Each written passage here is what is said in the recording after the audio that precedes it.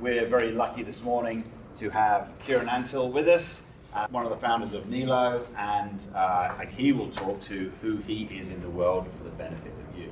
So a little context for yourself, so who I am. Look, the majority of my career has sort of been in creative industries. So as a creative director, a strategy director, and I've worked across a multiple of different industries. Influence, if you haven't picked that up. And so that's sort of where I'm sort of coming from. But today, the area that I work mostly is in repositioning. So repositioning organizations, and that can be through the creative lens, it can be through org structures, a whole lot of different things. And the way I like to sort of explain it is that the majority of what we work on is how organizations think, particularly around marketing. And that's largely what we're going to go into today. But this is actually kind of who I am. This is me this morning. You know, when I said I have to go on Sunday, you know, this is who I am. And the company that we run, co-founded with another guy who's an organizational psychologist in Melbourne. Nee is for Neve, his daughter, and Lo is for Lottie, who's the grumpy one on the left there. So today is all about, you know, how we're going to challenge think about marketing. Now, a lot of this, I can sort of say it's about rewiring your brain. And I think what that means is sort of when we say marketing, as Paul just mentioned, what are you thinking? And again, across this group, there'll be quite a lot of variety there. So for this, I'd love if you guys some of you got computers, and that's fine, but for yourself, have a pen or paper or whatever.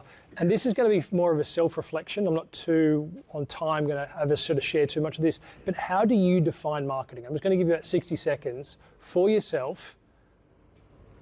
How do you define marketing? We were here talking about marketing. What does it actually mean to you? What is it if you had to explain it?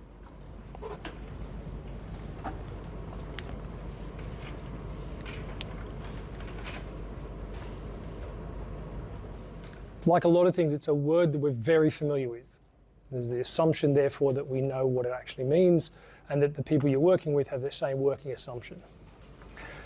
Okay, so we might come back to some of those things, but mostly I want you to reflect on that at the end of this, the bottom of the hour, how we sort of feel about those things. This is something that I have done lots of times with business schools, with organizations, and often we even get them to sort of draw marketing. How does it work in the organization? And it's messy, you know what I mean? People's definitions are really, really varied. The way they try and draw out how marketing works in their organization is fascinating, how simplistic someone's view is and how absolutely maddening and kind of complex something is. So this is the problem, this is the tension I want to kind of set up for ourselves, is that marketing is one of the most important capabilities in a business. We could debate that all day long, but I think mostly people are going to realize without marketing, there is no business. So yet most organizations don't share a common understanding of what it is or how it works. If I walk into an organization, I'm working with them and sort of say, how do you guys do marketing around here? You just watch everyone like, oh, look at each other. They're not really sure, but they're pretty sure. And they probably kind of go, that guy does it. Or that one in the department down there does it, right? Which is already one of the first things I want us to talk about. So the way your company thinks about marketing shapes how it shows up to your customers. This is, because if we'd said marketing, most people are going to be thinking it's this outward thing. How do we go and promote to people? Which is totally true. It's one of the most visible things. And in pop culture, we even do this. I love the marketing of your business. What do you mean? All the bits that we do, our price strategy and all the 4 Ps? By the way, if I say 4 Ps in the context of marketing, who, show of hands, knows what that is? Okay, so product, price, place, and promotions. These are the main areas of what we talk about when it comes to marketing. So product and or service. So what are your products and or your services? Place, which is distribution. How can I get this thing that you're talking about? Are we only available online? How do I actually transact to get those? Promotions, probably the most visible and one sees. You can split that out into 2 areas, thinking about the media and also the content. And what did I miss? Price. So price modeling. So is this a SaaS? Is this a software as a service? I'm buying subscription. Should we be the cheapest? All those kinds of things. And we take that view, and this is a long-standing view, and I'll get into this in a moment. Those things, regardless of how you define them, affect how your business is marketed. So we're basically just going, I love your ad, love your product, I can't afford it, can't buy it. It's going to affect whether marketing is working. So this is one of the biggest issues, is that didn't finish the other, we don't understand each other internally, but we're all thinking, yeah, we'll go push all that stuff outside. We'll get into that a little bit. The main insight I want to sort of share on this is that we do not lack information, especially with AI. What we do lack is, how does all these things relate? So I can stand up here and I can give you all the ingredients to marketing, and you're like, great, I've got all the words, but the problem is not all the people in your organization you're working with now or in the future have done this course, read the same book, worked at the company that you worked at before where everything was perfect. So the problem is, we've sort of like, I've got this, I know what I'm doing, but how do I get everyone else on the same page? Some of these people you may or may not be familiar with. We've got people from back in the 1950s. We've got people like Phil Kotler, even people like Edward de Bono talking about lateral thinking. There's a whole bunch of academia, Roger Martin, Dave Gray, all the way through to people who work in design. You get some more popular voices in there, like a Simon Sinek, and others as well, a Gary Vee. Doesn't mean I'm agreeing with all of them, but I do kind of go, they make a lot of the noise of what people think marketing is. Plus, on top of that, there's this fantastic thing called the MarTech Map, Marketing Technology Landscape, super graphic. You can find that at martechmap.com, and they sort of keep a track of all the marketing technology that's available. Over 15,000 as of, that's 100 times the growth since 2011, and then throw AI on top of that. All of those things are all saying, marketing, plug it in, it's gonna work. So there's a lot out there, there's a lot of confusion. How does it all actually relate? So on this topic of influence, I'm talking today less about how we're influencing our custom and more about recognizing internally, hang on, how are we having this conversation around marketing? A fairly basic model of changing systems of changing. A lot of people try and do this stuff on the top. So these are all the activities, the observable behaviors. We need to fix our marketing. Let's go fix a bunch of things on top. What I want us to talk about is that increasing your ability to influence and leverage things, the deeper you go, the better. So when you understand the mental models at play within your organization, within your team, how everyone's doing this, you're going to affect things far greater. Does that all make sense? So we're not going to spend a lot of time on that, but I want to talk about where these things sit. So a little bit of a quiz again, no marks for this, I'm aware of. So I just want you to take these 3 questions and for yourself, answer these questions. So when was the first marketing activity? Just scribble down for yourself A, B, or C. When do you think marketing was organized into a department? Was it between 1750 and 1800, 1850 and 1900, or 1900 and 1920? And when did marketing become formally studied? If you want to just write that down for yourself, and we'll have a look at those in a moment. I can see some people mentally writing A, B, C's in their head, but that's okay. Okay, so really jump back in time. This is a little guy we call Grayson, because this is about changing your mind, right? So he's the grey matter of things. So if we look at marketing, we go back to prehistoric times. So this is where the first market activities emerging, because we've started the need to signal things like we're trading things. So what does this look like? And you're going to find things here where people reference of things like maker's marks on pottery and things like that. Even the consistency and quality of the things that I'm trading. If one day I show up and go, here's these beads, and next day I rock up, they're sort of shitty, this is going to change. So that's sort of in that product space. And then it's not until the 1900s that marketing actually gets organized into things like departments and treated separate from the business. So the main point I want to kind of make here is that throughout that whole period, we've been doing marketing for a long, long, long time. It's quite human to figure out those areas we're talking about. And fairly recently, we've learned, let's put it in a department. That's a nice little box. And we start siloing those things. One thing you would hear from me a lot is just be really careful of job titles, department names, because they tell you who you are and they tell you who you're not, and they tell other people what they are and what they're not. So if I'm a marketing department, you don't do marketing, I do. In fact, I'm the chief marketing officer, right? These are really dangerous titles because they say I'm in charge of all things marketing, which means that when I say the words of how do we work on our marketing as a business, we go, so we're going to help that person's department. Well, I work in sales, I work in product, but hang on, don't they affect marketing? So we've got this real disconnect. I think it's kind of doing this.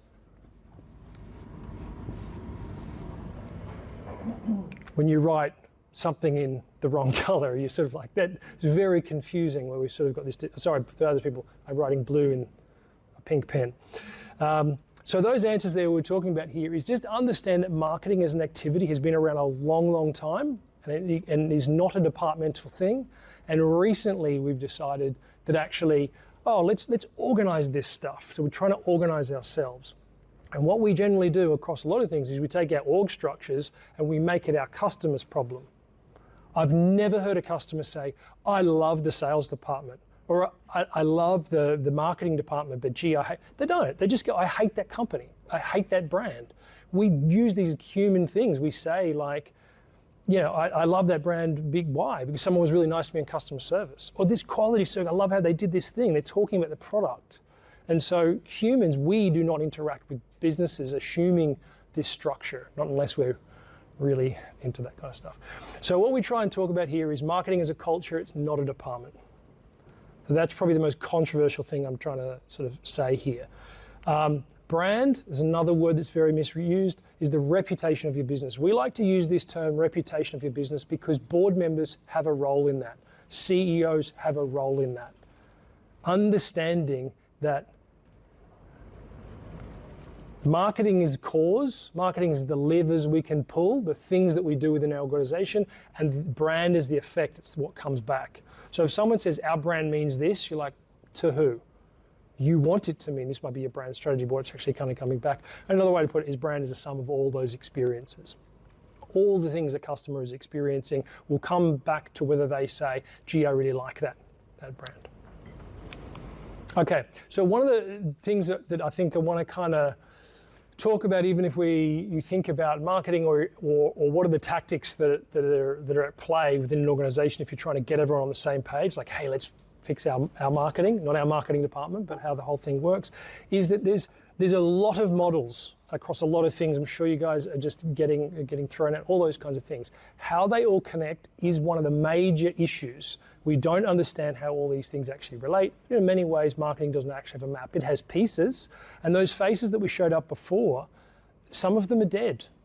They're from different geographies, different decades, and they do not work together. And so we're like, yeah, cool, this guy talks about value proposition, this guy talks about positioning, and this lady's got this fantastic model for this thing. Okay, is everyone on that same page? So organizations that get this, get together and say, how do we do marketing? What do we call these things, and how do they all actually kind of work together? So we like to take the definition that marketing is every decision that shapes how a business is experienced by its customers. So every decision you're making within your organization is going to affect how something is experienced by the customer affects marketing. So one exercise I usually didn't do today, is normally who's in marketing, and hopefully by the end of the presentation you're like, okay, everyone, right? So this is the current state. We say the company and the customer, we say we do this great thing. You can't read some of these things. Brand architecture map, brand messaging, brand tracking, digital maturity assessments, distribution models, strategic positioning, visual identity, et cetera, et cetera. This is kind of what we do. We walk in there, we say all these things to everyone, and we kind of go, we should do that. And marketing in the department sense is often accused of being very jargon. It's like, I have no idea what's happening. And even me in a room of very smart, very experienced people saying, what are the 4 Ps? If we don't have enough people doing that, already we're sort of not understanding what those things actually are. But what we can start to do is go, well, a lot of these things that all those people were talking about before, there is some categories here. They're not all completely separate. We can actually start bundling and putting these things together. Now, tying it back to a decision-making model that I'm aware of, in the catalyzed model, this is what we can talk about as having lots of options. Right? These are all the different options.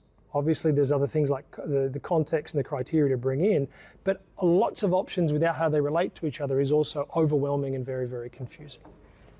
So what makes an effective map? Who's familiar with this map?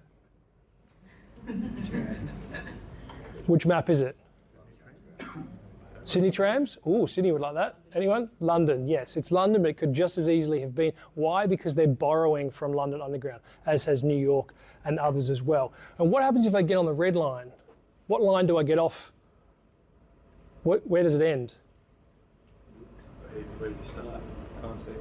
Can't see. Okay, if you get on the red line, what's at the end of the red line? How do I know where they change? Yeah, right. So the nodes where I get to. But if I get on a red line and get off the same train, I'm still on the red line. I don't have to overly explain too many things. And in many ways, a great map is a complete lie. We saw the thing up there, your map is not your territory. This does not give a true, honest reflection of what's actually happening.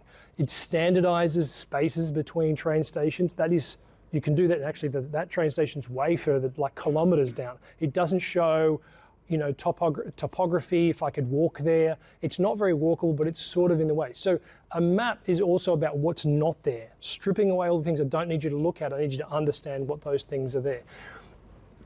When designing a map of influence, a map of meaning, you want to always use like a domain, a source domain of some kind. The source domain for these is electronics. So a wire. And in fact, that is the sort of the history of the design of this as well, where you've got the red wires, and I don't have to be an electrician to know that if I cut the red wire, I'm cutting the red wire, not part of the green wire. So we understand these things intuitively. Another map we can look at is the periodic table. This works completely different. It clusters things together that have similar behaviors. So it's sort of saying, well, these things kind of hang out together and these things act similar. And it's a bit looser, but we're kind of clustering some of these things. A metaphor as a map is also something that's really, really important. This is related to things like developing a narrative that you're trying to get people to understand where we're kind of going with everything as well. It both enables, which is what I was talking about there, it borrows different things for the meaning of those things, but also it kind of constrains, it removes a lot of those other things as well. It's not about telling everything in your narrative or your entire story. So this is what I'm taking you through today, which is called the anatomy of marketing. This is something we've been working on. This is an open source model that is designed to get teams to understand how marketing is all works, how all those options actually relate to each other. But also in the age of AI, it's super important. If you type into AI, give me a brand strategy, it's not a defined term. Give me a marketing plan. It's not a thing.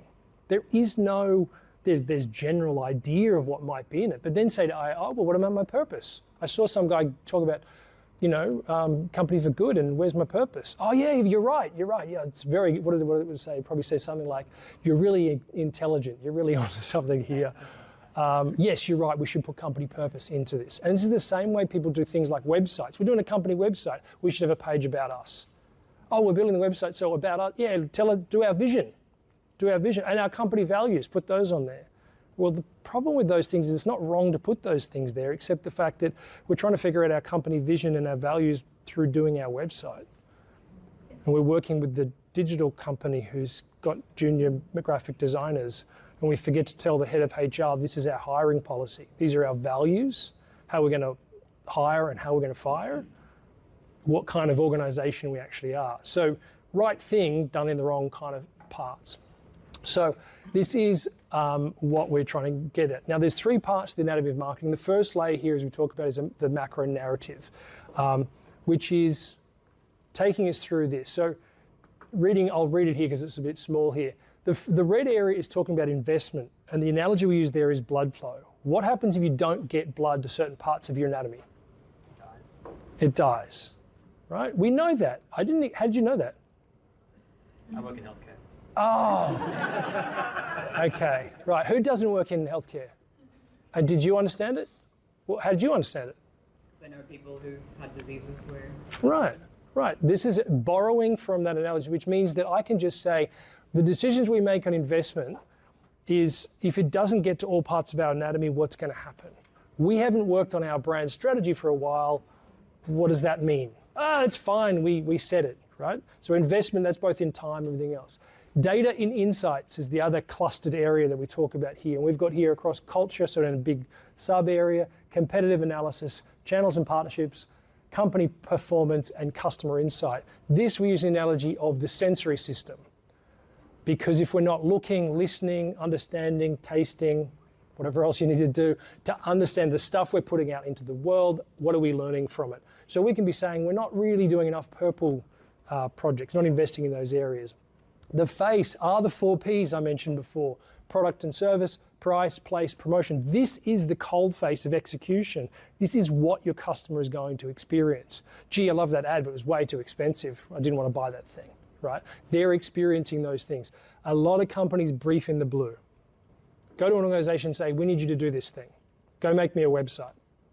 Okay, cool. If these other things aren't sorted out, it's kind of like we're just sort of going, give me the liposuction, give me the thing, fix my face. And I don't know if you have that picture of that kind of like Hollywood person who's just done way too much superficial stuff on the outside. Brand expression. This is what we refer to as the skeleton. This is what gives a brand or a business, it manifests. Like, we're making all these abstract decisions and we're like, yeah, okay, but how does it actually walk into the world, right? The company is not one person. It's all our decisions and all those different things that come together. And the heart brand strategy, I like this one because it's always like, okay, you get asked all the time to work on a brand strategy. Can you do our brand strategy? That'd be great. And then we'll leave it for 5 years. It's sort of like saying to the heart, like, can you just pump some blood? Awesome. Like, you have to keep figuring out things that are constantly changing. So what is our brand strategy? Which largely looks at audience, the value proposition, and positioning. Those things are constantly in flux. And then the brain, which is company strategy. There are plenty of organizations out there running brand strategies, doing a whole bunch of things. And if you say, what are you trying to achieve as a company? They haven't set those things. So then how do these things work? This is also influenced by Roger Martin, if you've heard of him, and he's easy to Google if you'd like, which is that these are the areas of cascading strategy.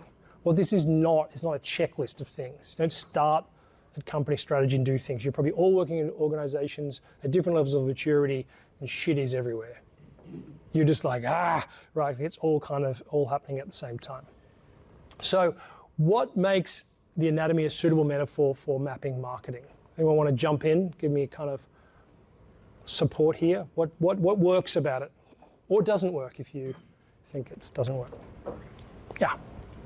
It's like basically to stay alive as a company, comparing that to a human body and like all the different parts that need to function well and together keep you alive. Yeah, I mean, you just said so many important things that they have to function together, right? So there's not one part of it there. You're explaining that it's obviously living and that it's changing all the time, and it inferred very much that it's a system of stuff. Anyone else? Anything else jump out to anyone else? Or yeah, it's relatable and it's a very simple message. Yeah, that's huge, right? It's huge. The next layer we're talking about is this fundamental view. If I just chuck this up, you get that map shock. Right? If I walk into a board meeting, we're like, all right, guys, I figured it out. We're going to do this, right? Right, it's too much. What I can do is say, we need to think about marketing in a certain way. And by the way, you'll get all these slides, so I know that you can't read all of these things. So this fundamental view is now, okay, we've got that buy-in. It's simple, it's easy. It's important that we're all like, yeah, you're right. Okay, it's all kind of connected. And we've got to stop looking at an org structure and saying, this is how things work. It's how we organize stuff. It's super helpful to do that. Now we get to this fundamental view, which is what I was saying is all the options that you have. Now, I would say these are probably components of options that you can build. You would figure out that stuff, as Paul may touch on, of what we're doing, and it's a combination of all these different things. What I don't want to make sure I land on here, that it's not a checklist. This is not, let's go and make sure all these things are happening. It comes back to prioritization. Another thing that works really well with that analogy is I can talk about where we're putting the helpful argumentation we're having within an organization, which is before Gray's Anatomy, which is the book about the human anatomy, medicine was all over the place. Today, it's still all over the place, but when you see a chiropractor and a physio, they're not arguing over what's connected to what. They're arguing over how to treat it. So there's healthy debate, which is we understand how everything relates, we understand all these different things, but actually I believe the best way to treat where we're at is this. I'm diagnosing our current situation this way, and I think we should go here. Let's debate that out.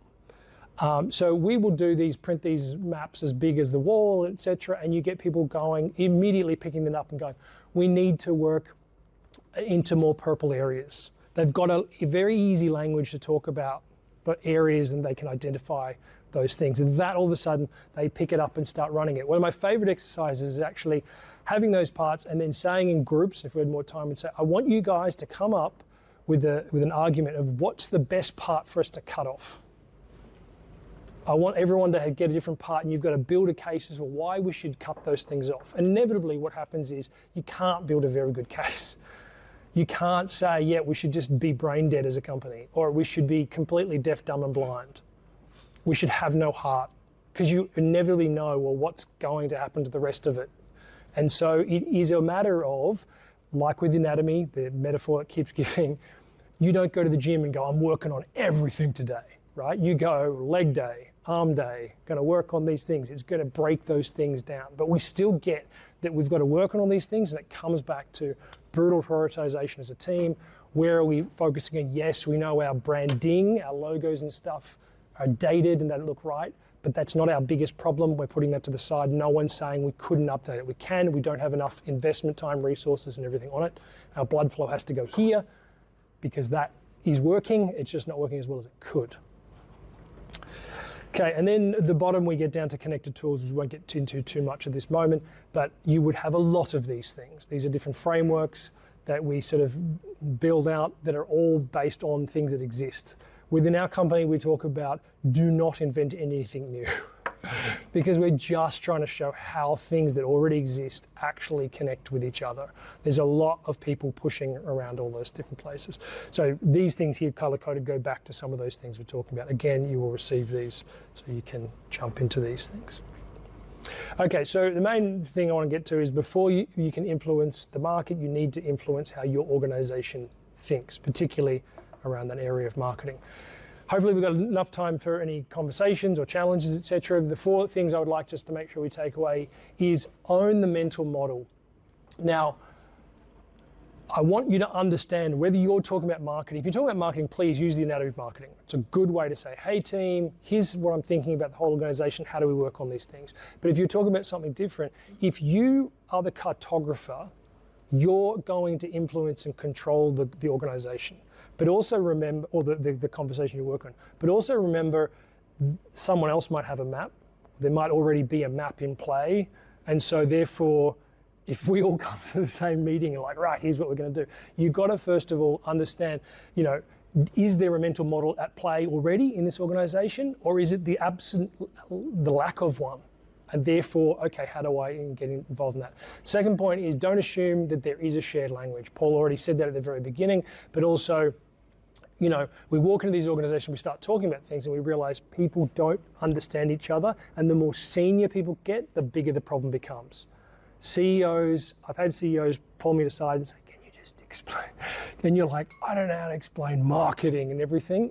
But this is sort of what's been driven to be able to sort of say, look, get this analogy right. You don't need to worry about all the tiny tactics. That's why you have people that are specialists in different areas. Your job is to appreciate how everything is all connected. The third one is build a clear narrative. In this case, we're talking about the anatomy.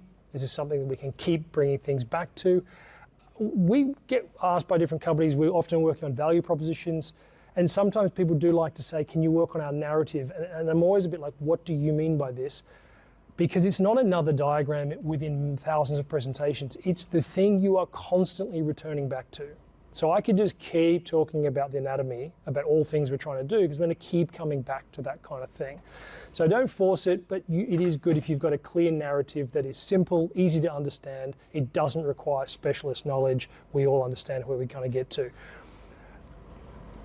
With people like Simon Sinek, and even we're hearing a moment ago as well about having a why, having a purpose. All those things are good, but what else is what are those things connected to? So that why and stuff is in that top area, the company strategy area. And then it's like, great, that's really important, but it's a prioritization game. I've seen startup companies going, we're going to start out with our why. Simon Sinek told me to do that. And I'm like, that's awesome, but your product sucks and your logistics are kind of everywhere. I'm great, you've got a purpose, but it's sort of a little bit like it's not wrong, it's just that you're doing it in the right order and are you spending too much investment blood in that area, and everything else is just sort of not really going anywhere. And then the fourth one, which I think is super important, which is to actually build with others. So again, the first one is about owning the model, being aware of the model at play. And the fourth one is build it with other people. Give other people the pen, let them draw it. Those categories in those areas allow other people to do that there. That is me. Kieran, thank you. How did I go for time? We thank you now. Is that for me? Yeah, so it's been sitting there. I thought you Thank you. might need that. So we have got a few minutes for any questions or reflections or insights. So Or challenges. I'm happy if challenges. it's. So this is, the opportunity of this class is to dig into whatever we see in front of us. And Kieran's got thick skin, so be anything that came up for you. So any questions from anyone? Any reflections? Any comments? Anything you want to know from Kieran? Is that a question? Yeah. I spent most of my life in customer support and everything, so our relationship with marketing is always us and them. I suppose it has been a bit of a theme throughout my life, working life, but it's customer support. We're never very good at marketing. It's not in our mindset and stuff like that, but it's really something we need to do, and probably wondering how to sort of get that mindset into the organisation. Well, I think one of the biggest issues, and we've struggled with this, like whether we should call it the anatomy of marketing, the anatomy of business. Look, the anatomy of business is huge. There's so many other ways to look at the business. This is definitely a marketing lens, but most important, what we're talking about here is marketing the function across the organisation. Is company-wide marketing, which is kind of a little bit confusing because there's a marketing department. And so when we say the marketing departments for the most organisation should be called promotions department. And it's a multi-billion-dollar industry. It's not a demotion. It's huge. It's absolutely massive. So we are really talking about being a customer-focused organisation. And that's really what this whole thing's about.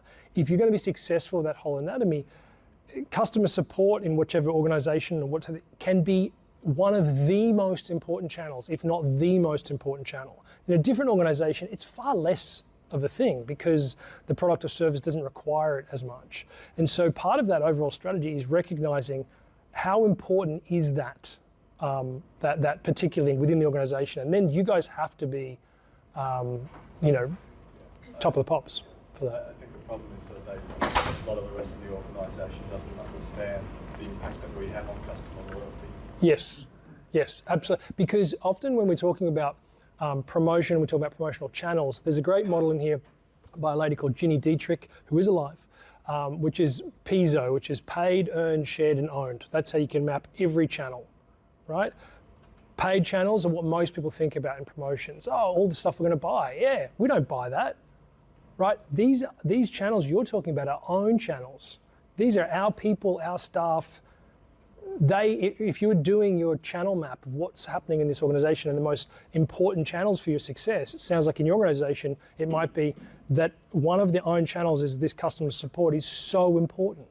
It is part of marketing, but that can sound like we're saying customer support is part of marketing, and that's an org structure kind of tension. I think that's an interesting point, is exactly that tension between the structural thing. As soon as you say that, it sounds like, no, we're the boss of you. No, you're not the boss of us, we're the boss. Our org chart doesn't have us report to each other. So that confusion between that versus the impact that we have on what we're committed to, which is really what you're talking about. Yeah, I think the easiest way in, because I can't always walk in and say just is we're talking about being customer centric. What is the customer value? And that's, I think, a little easier to share. Like a chief customer experience officer, chief customer officer, that kind of thing, his role is to say, actually, all this is how it's all working. And if we call marketing, but they ultimately do promotions, that's fine. It sort of makes sense. In your experience, what organization does this really well? I mean, we probably know them as far as the organizations that do really well. You can grab highly visible examples like an Apple, right? The ones we're going to reach for first are going to have a founder. because they're a founder, because they're the embodiment of the thing that we're doing, Steve Jobs' story and Bezos, right? So they become an easier thing. It gets harder when there's not that clear ownership of like, this is the DNA of who we are, right? Like, Virgin and things like that. So it's a little hard, but same thing with the anatomy, right? You can be healthy then unhealthy, etc. How are we doing for time? Yep. Couple more minutes. Okay. There you go. Yeah. I think we have like a theme in the class around how people experience what you think you're doing. So in my organization, for example, we might have a really clear vision statement.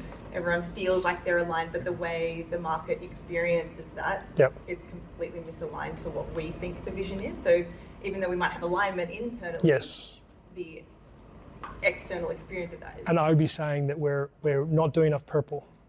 We're not doing enough, we're not using our senses. We're putting stuff out in the market and we're saying, that's what the market thinks of us. And we'd be saying, actually, what data shows us that is what we're doing. Ooh, that's what I was going to say. I thought that was really insightful around the fact that you are marketing regardless of whether you think you are or Correct, not. yeah. As in you're saying something. When someone says, I don't care about brand, you may work in organizations, you'd say, cool, you still have one. Yeah. Goes back to the anatomy, which is, it's still there. You just don't do any exercise on it, right? So you basically like don't really care about my legs. Awesome, which we've seen some big burly guys go to the gym and they got skinny legs. They 100% have the legs, they just don't care. And that is okay if they're trying to win an arm wrestling competition. So again, with the anatomy, you'd say, well, what's our objectives? Because there are different, if you're a gymnast, very different objectives. And here we talk about the anatomy of marketing being it is what exists, like the menu in a way, but a baby and Arnold Schwarzenegger, same anatomy, right? McDonald's and a startup, all the same things, just different goals, different objectives, different resources to put at certain things. So you can go, there's not new rules for someone, they just have more ability to do that. So with AI, it's just changing some things. So those data and insights, normally I would have said it's really hard for small business to like get that feedback and all those things. Within reason, depending on how it's used, actually, you kind of got no reason to not go, at least, what do people think of us? It's hard as well because we're B2B, so it's a bit like, and getting those just insights out of AI is a little bit tricky. Different as far as the analysis Absolutely, goes, which is why I think it's so hard for us to see it, because it's not like a direct response from a huge customer base or something like that. It's sort of just how your clients individually respond to the way that you're positioning yourself that you might, the company may not even realize. Yeah, definitely. Kieran, just a quick question. Based on this morning when we talked about amber, orange and green.